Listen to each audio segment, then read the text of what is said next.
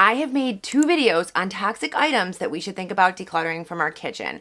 And the top comment on both of those videos, tons and tons of comments about this, was silicone. So many people wondering if their silicone utensils in cookware and bakeware was safe. I tried to answer as many of you as I could with the information that I know, but then I thought, you know what? I'm going to do a deep dive into this. I am going to do all of the research that I can because I want to give you informed content.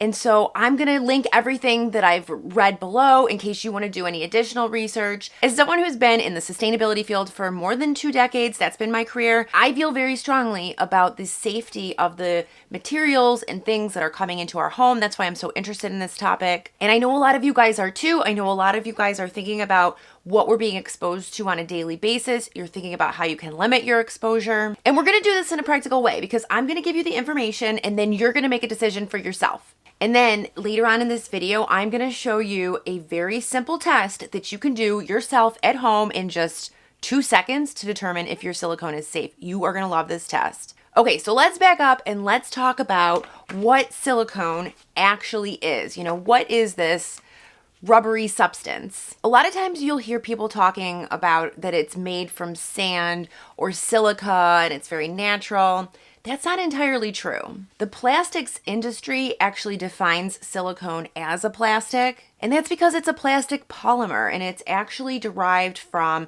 fossil fuels. Silicone is actually made up of 3 related substances. There's a Life Without Plastic blog. I will link it and they kind of talk about these 3 substances. I will put this up now. It's basically silica, silicon, and silicone. Essentially, while most plastics have a polymer backbone of hydrogen and carbon, silicones have a backbone made of silicon and oxygen and hydrocarbon side groups. This all gives them these plastic-like characteristics like this. They're bendable, you can mold them and shape them, they're soft, they won't scratch. This is my donut pan. I also have I have this silicone baking mat on my baking tray that we bake cookies on. So let me tell you, at the end of the day, I did all of this research and what I came to across a wide variety of sources and across a ton of websites was the general consensus that food grade silicones are generally considered safe. But guess what?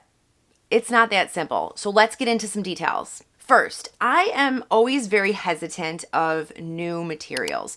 I think that new inventions get made every day and these new materials come out, but there hasn't been enough time to determine what the negative consequences could be of those materials. Just think of things like Teflon and air fryers with the nonstick coating. But these are all maybe newer things that just haven't been around for enough decades for us to know what the effects are. Okay, second, let's talk about leaching from silicone. There are some studies finding that leaching can actually happen from silicone particularly at high temperatures, and they define high temperatures as over 300 degrees Fahrenheit and with high fat food. So there's more migration from your silicone into, say, a meatloaf than there would be into a cake because of the high fat content of the meat.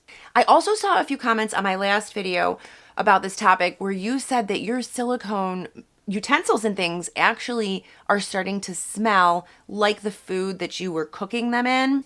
It's almost like the silicone, when you cooked it and heated it, it expanded and became a little bit porous. And then when it cools down, it contracts and goes back to normal, but the smell is trapped in there. I'm going to link a PubMed article. If you don't know what PubMed is, it's a reference tool for doctors and those in the medical field. And you can kind of read about this study, but essentially, they reference a study that tested the release of siloxanes from silicone nipples and bakeware into milk, baby formula, and this solution of alcohol and water. So this test that they did, it showed that nothing was released into the milk or formula after 6 hours, but after 72 hours in the alcohol solution, several siloxanes were detected. So basically what siloxanes are, they're a byproduct of the polymerization process that's used to create these silicone products. But I'll just tell you what I know about plastic. The thing about plastic is plastic, right? And it's just plastic. Then there are additives added to it, like BPA or phthalates or just different things to give the plastic different characteristics that we might want, and depending on what it's being used for. If you need it to be super bendable or if you need it to be more rigid. But those additives can easily separate from the plastic itself, and that's where the leaching happens. I will link another study, and I will say the studies and the research on siloxane is very limited right now. There's not a lot out there. But one thing that I found interesting, and I'm just going to reference this, there was a type of siloxane. This is the type that they're studying the most, and it's called cyclic volatile methyl siloxanes, or CVMS. And this is, again, the byproduct of silicone manufacturing. People have debated the health effects of this CVMS, but in 2018, the European Chemicals Agency added this specific CVMS to their candidate list of substances that may have serious effects on human health and the environment. And just to bring it all home, the European Union considers siloxanes to be endocrine disruptors. So I think we all know what endocrine disruptors do, but just in case, endocrine disruptors are chemicals that interfere with your body's normal hormonal response to things, and they basically mimic certain things in your body that aren't actually happening, or they block the hormone production, the natural hormone production. So this causes disruptions in development, metabolism, certain processes that your body needs to do, and things like pesticides, BPA, phthalates, these are all known endocrine disruptors. So what do, right? This video cannot be all doom and gloom. I'm going to give you some practical things you can do, some easy solutions. These are things that I'm going to do. Because at the end of the day, I do find silicone very useful. I think that the invention of plastic and these kinds of substances has really helped our daily lives. It's helped in modern medicine. It has a lot of benefits. So I'm going to keep using it in certain cases, and I'm going to give you those cases. We need to take control of our own health, right? Whether you are 25 or 85, it doesn't matter. It's never too late to take control of your health. So we're just going to take in any information and make decisions for ourselves. And that's what I'm doing. And that's why I'm going to continue to use it but with 3 specific caveats. Okay, so first things first, if you have silicone in your house and it's for things that you're not eating, non-food, or you're not ingesting it, I think those are fine. Do not worry about the health and safety impacts of that. Second, if you use silicone utensils like this rubber scraper, for example, I would try to limit their use in hot ingredients and foods. So for example, if you're cooking a pot of soup and it's hot, don't stir it with a silicone spoon, right? Use a wooden spoon, or if you've got stainless steel, those are great options. Don't be putting this into hot things. If you're using this to, flip something, remove something from the pan, just a quick use like that, I think it's fine. I think it's totally safe. And a lot of times it's great because some of us might have non-stick cookware that we don't want to scratch, and that's where you need the silicone. So let's talk about bakeware, where the item is coming into extended contact with your food. So this is my donut maker. I have 3 of them, and we make donuts in here, and we put the batter in, and then we bake it.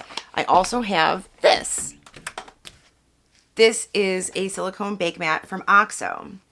And you may have other things. You may have cupcake liners. You may have different baking items that are similar to mine, but different. In a nutshell, what I have seen, I think for cooking and baking, it is safe. I mentioned the 3 caveats though, so let me just give you those caveats because I think these are important things to consider.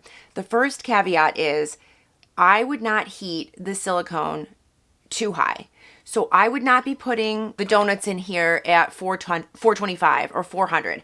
Once you start approaching 400 or higher, I think that it degrades the silicone a bit. I think it could possibly break down. So I'm only going to be using silicone things at 350. There isn't a magic number, but leaching does happen. And just the other day, actually last night, my daughter was making pizza and she put the pizza dough on here and she heated this up to 425. This was creating such a smell, and I got really scared because, I forgot to tell her that she can't heat that up. The second caveat, when you buy silicone things, okay, make sure that it is called food grade. If you take nothing else from this video, take this one. Make sure that you get food grade silicone. I'm coming at you from the future. It needs to say food grade. Food safe is not the same thing, only food grade. And do your research because you need to check because a lot of the silicone also has a nonstick coating. So you want to do the research to know what that coating is made of. The most reliable way you can ensure is honestly look for the FDA assurance. There's also in Europe, it's called the LFGB standards. I'm going to put it up right here. It's this long name, but this is for our viewers in Europe. You can also look for this. Okay, the third caveat is to make sure that your silicone does not have any cuts or scratches. And I would say, don't put it in the dishwasher. Don't put the silicone in the dishwasher. Never use any metal scrubbers on it. Don't cut into it. All of that is going to degrade the quality of the silicone. So you want to keep it intact so that there isn't any possible leaching. So let's talk about the test I mentioned. I'm actually a little shaken up by this test because I did it yesterday and I found something in my kitchen that is not food grade silicone and I have been using it for several years and I'm pretty mad about it. So let me show you how to do this test. This test will instantly show you if your food grade silicone is actually food grade and if it's safe. And if it fails the test, the reason it fails the test is because there are additives that have been added to the silicone. Now, the additives could be fine, right? But we don't know. We don't know what those additives are. They don't disclose this. And so I would steer clear of it. This test isn't perfect, but it's really good. It's called the pinch test, okay? Here's how you do it. You're gonna take your silicone and all you're gonna do is you're gonna twist it. And you're gonna look and you're gonna see if it changes color. So I'm pinching it and squeezing it and I don't see any white. If you see white streaks, then that means it's not food grade. As I kind of squeeze this, it looks good to go to me. I've got this little rubber scraper as well. I've kind of pinched it, looks good to me. I've got this OXO pan, pinched it, looks good. I am not seeing any white. Great, I'm going through my kitchen last night. This is perfect. I take this, I got this from Michael's. This is a mold for chocolate and I put hot chocolate in here and this is like little Easter eggs and I make this for Easter. All right, let me do the pinch test. White, let me show you. I was so mad last night. I hope you can see these little white lines. They're all over. When I just take it and go like this, I just see them pop out everywhere. This is not food grade silicone. I cannot use this for anything hot. And in fact, I should just get rid of it. So I have done a bunch of research on products that are food grade silicone if you're looking to replace anything. Rubber scrapers, the silicone baking mats, if you use muffin liners and things like that.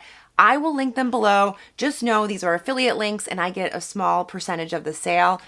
Obviously, that's not why I'm doing this. I'm doing this because I care a lot about this. I know you guys do too, so I want to make a video about what I'm learning and share what I'm doing and give you some alternatives because I think once you have all of this information, you can make a good decision on what you want to do. Okay, guys, thank you so much for watching. I know that's a lot, but if you want to keep on watching, I'm going to link the previous videos I've done on this topic. I've actually put them all in a little playlist so you can watch them if you're interested in making some decisions about your health, your family's health, and what you want to do in your home. Have a great day, and I'll see you next time. Bye-bye.